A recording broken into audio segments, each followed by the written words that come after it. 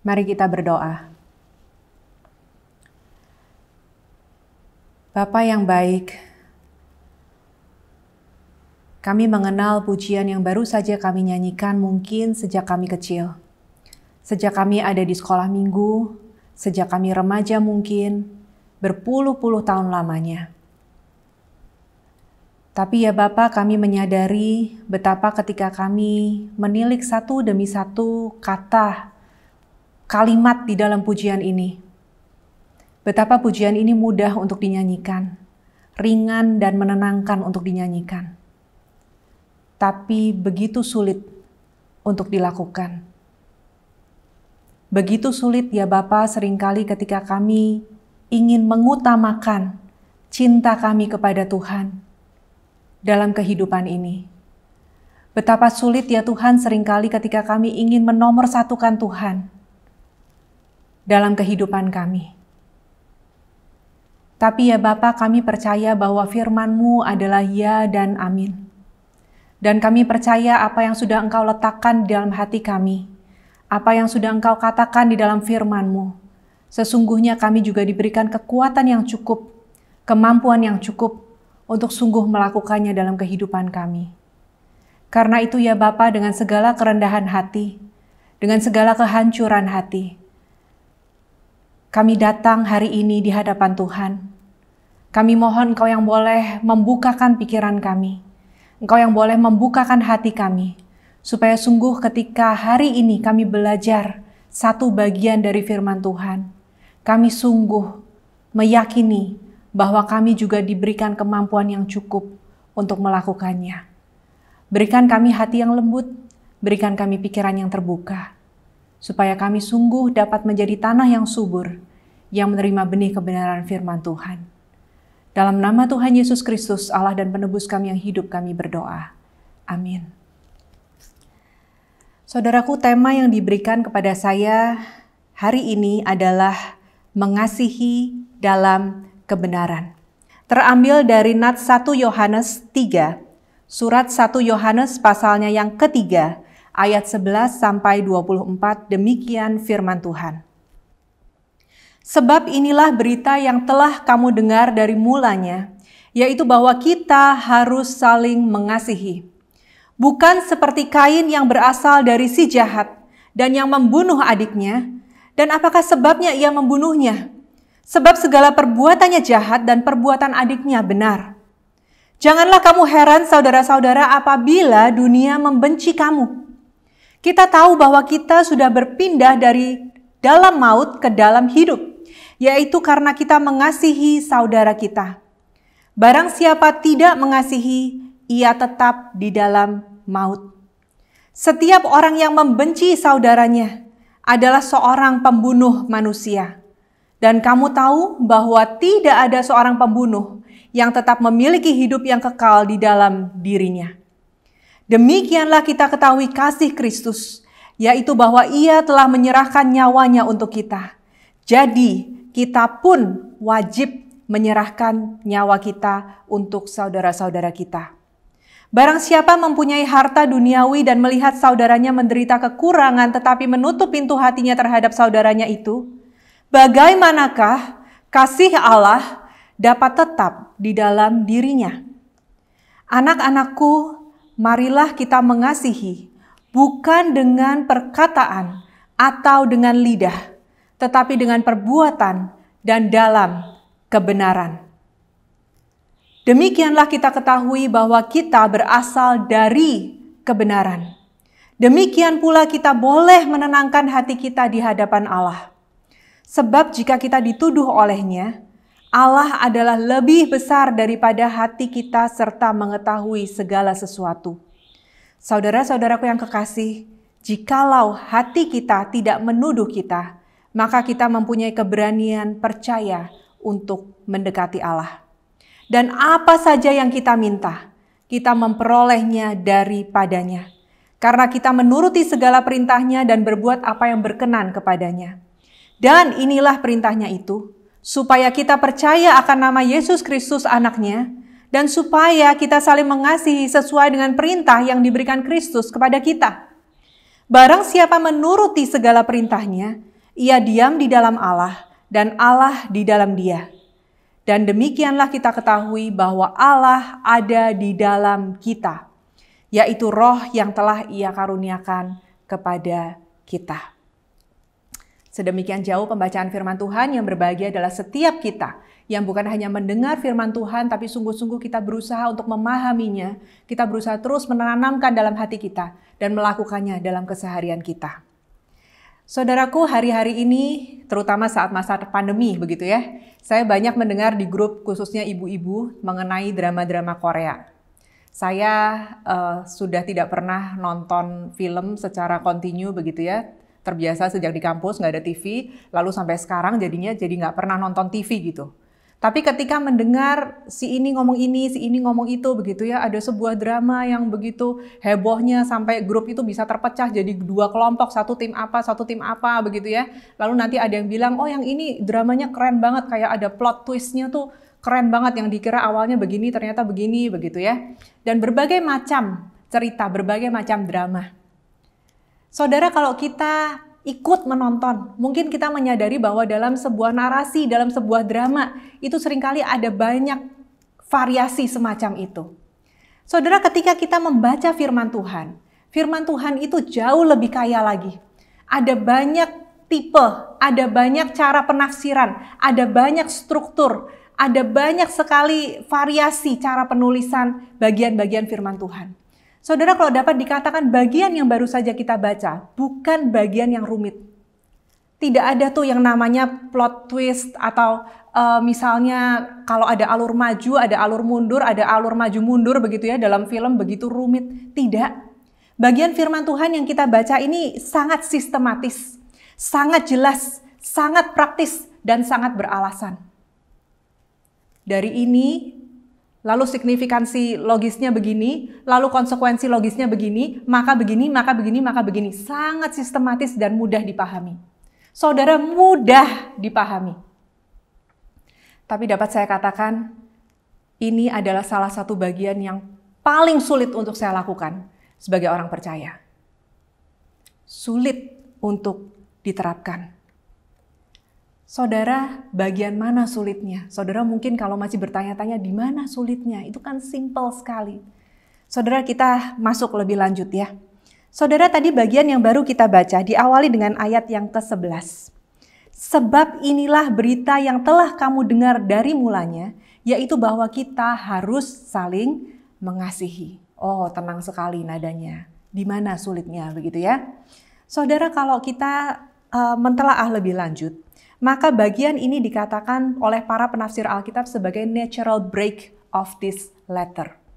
Satu bagian yang memutuskan, yang membelah begitu ya, antara bagian pertama dan bagian kedua dari surat Yohanes ini. Saudara, bagian yang pertama itu dikatakan dari pasal 1 ayat 5 sampai 3 ayat 10, itu menekankan kepada terang dan kebenaran Allah. Lalu masuk kepada yang bagian kita baca tadi, menekankan kepada kasih dalam komunitas atau kasih dalam gereja, kasih dalam kumpulan orang percaya. Yang dimulai dari pasal 3 ayat 11 dan kemudian sampai pasal 5 ayat 12. Saudara, pasal 3 ayat 11 dimulai dengan sebab inilah berita yang telah kamu dengar dari mulanya, yaitu bahwa kita harus saling mengasihi. Sedangkan di bagian yang pertama tadi, pasal yang pertama ayat yang kelima, diawali dengan dan inilah berita yang telah kami dengar dari Dia dan yang kami sampaikan kepada kamu, Allah adalah terang dan di dalam Dia sama sekali tidak ada kegelapan. Saudara mencermati ada satu kata yang sama yang diulang, berita, begitu ya, berita. Saudara, berita dalam bahasa Indonesia atau message dalam bahasa Inggris atau angelia dalam bahasa Yunani. Saudara, Yohanes mendefinisikannya sebagai terang dan kasih. Dikatakan sebagai tema kembar dari surat ini. Terang dan kasih. Berita itu adalah terang dan kasih. Saudara, penekanan dalam pasal 3 ayat 11 dihubungkan dengan satu ayat sebelumnya. Pasal 3 ayat 10. Inilah tandanya anak-anak Allah dan anak-anak iblis. Setiap orang yang tidak berbuat kebenaran tidak berasal dari Allah. Demikian juga barang siapa yang tidak mengasihi saudaranya. Tadi dikatakan di ayat yang ke-11, kita harus saling mengasihi. Ayat sebelumnya adalah, ini tandanya anak-anak Allah dan anak-anak iblis. Yang membedakan itu apa? Dikatakan yang tidak berbuat kebenaran tidak berasal dari Allah. Demikian juga barang siapa yang tidak mengasihi saudaranya. Saudara, dalam setiap bagian, Yohanes itu seperti menjalin, menguntai begitu ya, antara kasih dengan terang sebagai sesuatu yang dia tekankan berulang-ulang di dalam jemaat Kristus. Kemudian kita masuk pada ayat yang ke-12. Bukan seperti Kain yang berasal dari si jahat dan yang membunuh adiknya. Dan apakah sebabnya ia membunuhnya? Sebab segala perbuatannya jahat dan perbuatan adiknya benar. Janganlah kamu heran saudara-saudara apabila dunia membenci kamu. Saudara, Yohanes melanjutkan beritanya mengenai kasih ini dengan memberikan sebuah contoh yang bukan positif, contoh yang negatif dan sangat mengerikan, yaitu Kain yang membunuh saudaranya sendiri, Habil. Kenapa dikatakan Kain membunuh Habil? Karena dia melihat bahwa persembahan Habil itu diterima dan persembahannya tidak. Persembahan Habil itu nampak sekali bahwa Habil memberikan yang terbaik untuk Tuhan dan Tuhan menerimanya. Sedangkan disitulah nyata-nyata terlihat bahwa Kain tidak diterima karena Kain tidak memberikan yang terbaik untuk Tuhan. Dan disitulah ia merasa begitu cemburu, begitu marah dan kemudian membunuh Habil. Saudaraku, ini adalah sebuah teguran yang begitu keras terhadap jemaat saat itu dan juga dalam jemaat kita hari ini. Sebuah teguran yang begitu keras bagi kita yang membenci saudara kita.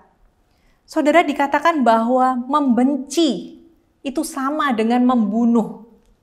Hate sama dengan murder. Kepahitan itu seperti sel kanker yang begitu jahat, sel kanker yang begitu jahat, yang bisa menghancurkan semuanya. Saudara, teguran yang keras itu hari ini datang untuk kita.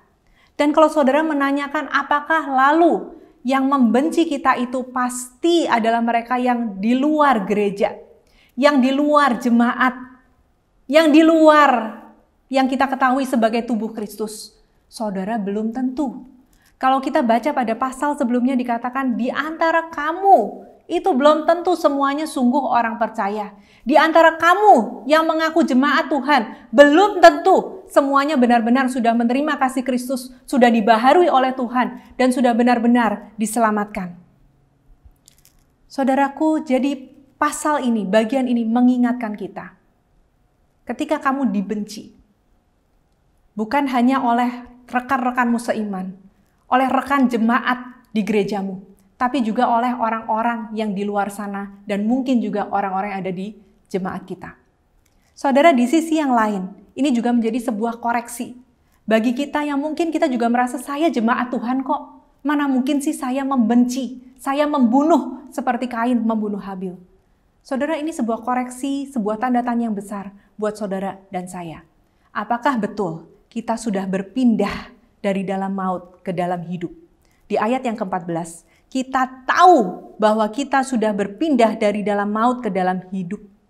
Yaitu tandanya apa? Karena kita mengasihi saudara kita. Barang siapa tidak mengasihi, ia tetap di dalam maut. Ayat yang ke-15, setiap orang yang membenci saudaranya adalah seorang pembunuh manusia. Dan kamu tahu bahwa tidak ada seorang pembunuh yang tetap memiliki hidup yang kekal di dalam dirinya. Saudara, ini pembahasan mengenai tema ini dulu di kampus ini 1 semester begitu ya. Apakah lalu keselamatan bisa hilang? Apakah lalu ketika orang percaya lalu dia membenci, lalu dia bisa keluar dari lingkaran keselamatan? Tidak, saudara. Yang mungkin terjadi adalah orang-orang yang merasa dirinya sudah diselamatkan. Orang-orang yang merasa dirinya sudah dibenarkan. Tapi sesungguhnya belum sungguh-sungguh menyerahkan hati, pikiran, jiwa, rohnya kepada Tuhan. Sehingga sebenarnya dia belum sungguh-sungguh masuk ke dalam lingkaran keselamatan itu. Saudaraku, tandanya apa? Tandanya adalah ketika kita mengasihi sesama kita. Demikianlah kita ketahui kasih Kristus, yaitu bahwa Ia telah menyerahkan nyawanya untuk kita. Jadi kita pun wajib menyerahkan nyawa kita untuk saudara-saudara kita. Barang siapa mempunyai harta duniawi dan melihat saudaranya menderita kekurangan, tetapi menutup pintu hatinya terhadap saudaranya itu, bagaimanakah kasih Allah dapat tetap di dalam dirinya? Di ayat yang ke-16 dikatakan, barnya itu, standarnya itu Kristus yang bahkan melepaskan segala hak dan kemudian rela mati di kayu salib untuk menebus dosa kita. Di situ standarnya, di situ yang harus kita capai, di situ yang harus kita tuju. Tapi di ayat yang ke-17 juga dikatakan, barang siapa mempunyai harta duniawi. Ini soal hari-hari, saudara, soal kebutuhan hari-hari. Kalau kita melihat saudara kita mengalami kekurangan dan kita menutup pintu hatinya padahal kita memiliki sesuatu untuk dapat kita bagikan. Dikatakan bagaimanakah kasih Allah dapat tetap di dalam dirinya. Ayat yang ke-18, anak-anakku marilah kita mengasihi bukan dengan perkataan atau dengan lidah, tetapi dengan perbuatan dan dalam kebenaran. Dikatakan engkau percaya hanya ada satu Allah saja, iblis juga percaya bahkan ia gemetar. Tapi yang membedakan engkau dengan mereka yang belum diselamatkan, yang membedakan saudara dan saya, orang percaya dengan orang-orang yang belum diselamatkan, adalah ketika kita mengasihi di dalam perbuatan dan di dalam kebenaran. Saudara, tadi kita mendengar standarnya Yesus yang mengasihi bahkan sampai mati di kayu salib. Yohanes menekankan bahwa kasih itu full action, bukan hanya kata-kata. Saudara, kemudian dikatakan juga tentang uang, begitu ya, tentang materi, kesannya begitu. Tapi ini juga sebenarnya mencakup bukan hanya money, bukan hanya uang, tapi kepemilikan kita, waktu kita. Apakah kita dengan senang hati, dengan legawa membagikan itu kepada mereka yang kekurangan, terutama saudara-saudara kita seiman. Dikatakan kasih itu adalah kata kerja. Dikatakan kasih itu adalah di mana kita menjadi selfless, tidak mementingkan diri kita sendiri, mau berkorban dalam memberikan. Tindakan terbesar dari kasih adalah bagaimana pemberian diri kita terhadap saudara-saudara kita. Saudara, tadi kalau dikatakan mati di kayu salib, saudara mungkin ada di antara kita yang merasa kalau cuma mati lebih gampang. Kalau cuma mati lebih gampang. Atau kalau cuma misalnya kasih uang, kasih waktu sebentar begitu ya, kasih perhatian sebentar, gampang saya bisa. Tapi saudara, kadang-kadang Tuhan itu menempatkan kita dalam sebuah kondisi yang dimana ketika kita mengatakan saya mengasihi Tuhan, saya mencintai Tuhan, saya menomorsatukan cinta saya terhadap Tuhan. Disitulah yang harus kita jalani adalah kita hidup untuk saudara-saudara kita. Dan hidup untuk saudara-saudara kita itu tidak selalu artinya saudara-saudara kita yang tahu berterima kasih. Saudara-saudara kita yang tahu menepati janji. Saudara-saudara kita yang menghargai apa yang kita lakukan. Saudara-saudara kita yang tidak pernah mengkhianati kita. Saudara, kadangkala Tuhan menempatkan kita dalam situasi di mana kita harus mengasihi saudara-saudara kita, sekalipun nampaknya dia tidak layak untuk menerima kasih yang kita berikan. Mati untuk mereka hanya pengorbanan satu kali. Tapi hidup untuk mereka, saudara, itu memerlukan ketahanan yang luar biasa. Saudara, khotbah saya minggu yang lalu di gereja yang lain masih temanya tentang kasih. Saya copy satu slide di hari ini. Saudara, ketika kita mengatakan kasih yang seperti kasihnya Bapa, kasih yang seperti standarnya Tuhan, saudara, itu bukan kasih yang semata-mata cuma memberikan harta kita kepada orang-orang yang tidak mampu, yang kita tidak kenal, yang kita tidak perlu hidup bersama, yang kita tidak perlu merawat siang dan malam, yang kita tidak perlu terus berseteru terus-terusan. Saudara, hari-hari ini kita masa pandemi sering itu ya, banyak yang mulai rajin olahraga gitu. Saudara tim yang mulai rajin makan atau rajin olahraga gitu, atau dua-duanya ya, biar balance, biar BEP gitu ya. Saudara, di salah satu bagian dari olahraga, itu seringkali kita yang sulit apa? Bukan ketika kita mengangkat beban berat yang luar biasa, yang cuma diangkat 1, 2, 3 taruh, bukan. Tapi adalah ketika kita disuruh menahan dalam posisi yang tidak enak, yang sulit, tapi bermenit-menit tuh. Saudara, baru bermenit-menit aja kita udah kayak gemeteran, gak tahan, pengen keluar dari pose yang gak enak ini gitu ya. Saudara, seringkali bukankah Tuhan mengizinkan kita harus bertahan dalam posisi yang tidak enak? Dalam keadaan yang tidak enak, yang menyesakkan. Karena kasih itu dikatakan adalah komitmen to bear, untuk tahan even in an unbearable situation. Untuk tahan bahkan di situasi yang nggak muatin gitu. Saudara, hari-hari ini kita banyak dengar orang makin, anak-anak terutama ya, mungkin generasi makin ke bawah katanya begitu ya. Makin nggak tahanan. Makin banyak orang tuh kalau nggak tahan dikit-dikit mau pindah aja. Dikit-dikit mau ganti aja gitu ya. Baik sekolahnya, kuliahnya, kerjanya, pernikahannya, mau ganti aja gitu kalau begitu susah. Tapi di sini Tuhan mengajarkan kita untuk tahan, bertahan. Lalu yang kedua adalah untuk berani percaya lagi dan percaya lagi. Dan yang ketiga untuk sabar, untuk menerima lagi, dan lagi. Saudara, apakah mudah? Apakah saudara sekarang sepakat dengan saya bahwa ini bukan sesuatu yang mudah seperti yang kita nyanyikan? Tidak, saudara, tidak mudah. Tapi ketika Tuhan memberikan perintah, Dia memberikan kekuatan. Ketika Tuhan memberikan perintah, Ia memberikan kemampuan yang cukup untuk kita bisa melakukannya bersama dengan Tuhan. Saudara, dikatakan di ayat yang ke-19, demikianlah kita ketahui bahwa kita berasal dari kebenaran. Demikian pula kita boleh menenangkan hati kita di hadapan Allah. Sebab jika kita dituduh olehnya, Allah adalah lebih besar daripada hati kita serta mengetahui segala sesuatu. Saudara-saudaraku yang kekasih, jikalau hati kita tidak menuduh kita, maka kita mempunyai keberanian percaya untuk mendekati Allah. Dan apa saja yang kita minta, kita memperolehnya daripadanya. Karena kita menuruti segala perintahnya dan berbuat apa yang berkenan kepadanya. Saudara, tema kita apakah ada yang masih ingat? Mengasihi dalam kebenaran. Saudara, ketika saya membaca tema ini sepintas, saya tadinya pikir kebenaran di dalam mengasihi. Tunggu. Mengasihi di dalam kebenaran. Maksudnya yang mana gitu ya? Lalu ketika menggumulkan dan diminta untuk mencari nat sendiri begitu, dan akhirnya ketemu bagian ini. Saudara, maksudnya apa? Mengasihi di dalam kebenaran. Saudara, bagian ini mengajarkan kepada kita satu dimensi mengasihi yang mungkin jarang kita dengar. Yang mungkin jarang kita dengar khotbah-khotbah mengenai ini. Mengasihi di dalam kebenaran.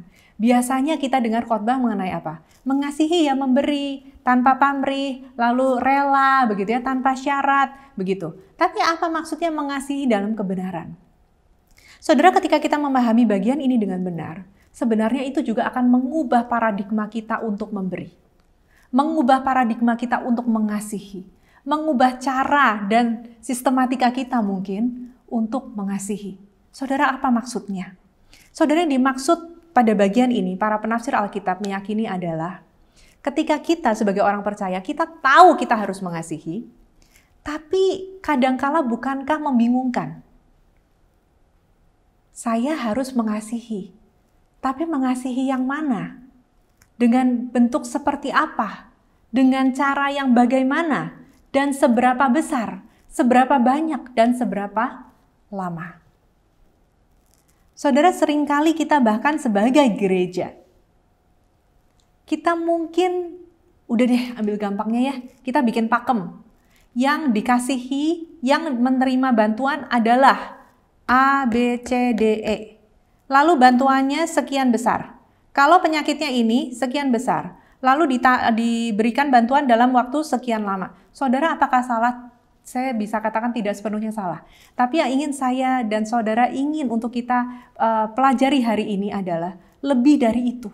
Mengasihi dalam kebenaran ini maksudnya apa? Saudara, yang dimaksud mengasihi dalam kebenaran adalah ketika kita mengasihi dan dalam setiap langkah untuk kita mengasihi itu kita bergumul dengan Tuhan.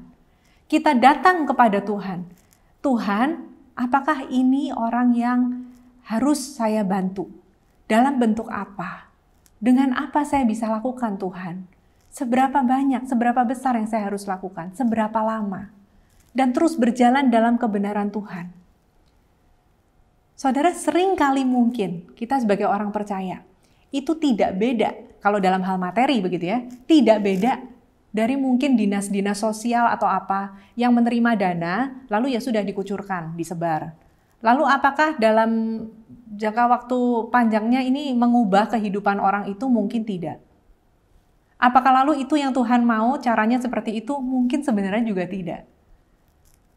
Saudara, disinilah kita kembali diingatkan. Mengasihi itu dalam kebenaran. Kebenaran maksudnya apa? Mencari hati Allah. Mencari pikiran Allah. Dan itu sifatnya khusus untuk orang ini, di waktu ini, di masa ini. Saya harus berbuat apa untuk dia? Sebesar apa, selama apa, dengan cara apa?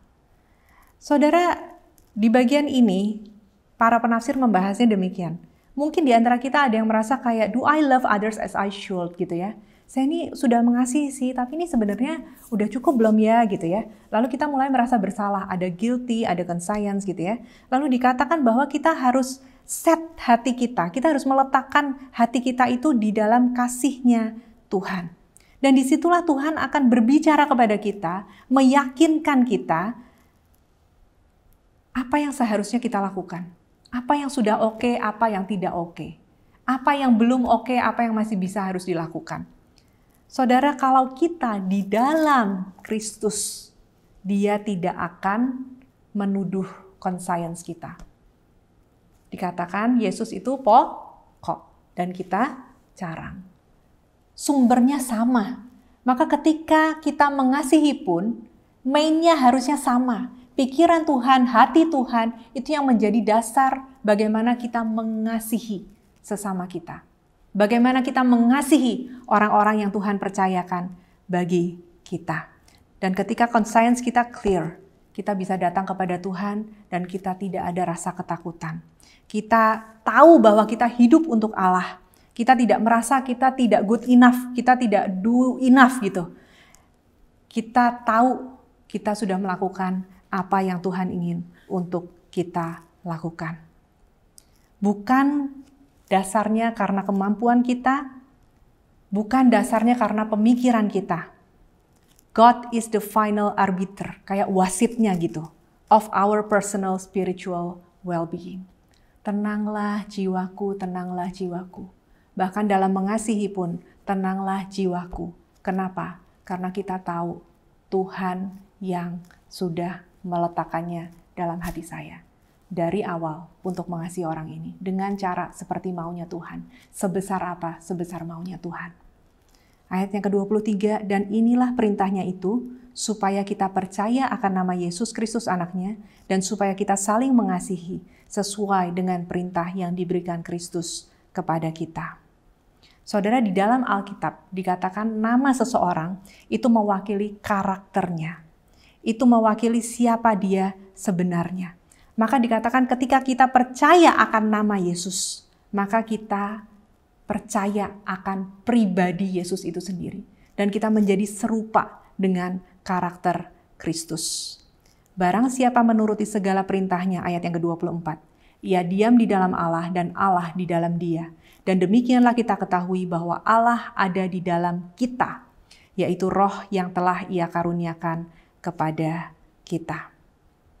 Yohanes memberikan kesimpulan bahwa bagaimana kita bisa menyenangkan Tuhan adalah dengan bagaimana kita hidup sebagai orang percaya. Dan relasi yang mutual dengan Tuhan, di mana Tuhan ada dalam kita dan kita ada di dalam Tuhan. Itu memegang 3 hal yang esensial. Yang pertama adalah percaya kepada Kristus, yang kedua adalah mengasihi saudara dan saudari kita, dan yang ketiga adalah hidup dengan moral yang benar. Saudaraku, sesuatu yang tidak mudah, sesuatu yang merupakan pergumulan sehari demi sehari, pergumulan seumur hidup kita. Tapi kita percaya ketika Yesus ada di dalam kita, kita ada di dalam Yesus, semuanya insing. Itu tidak akan menjadi sesuatu yang terlalu sulit untuk kita lakukan. Mari kita berdoa. Bapa di surga, terima kasih karena hari ini Engkau kembali berbicara kepada kami.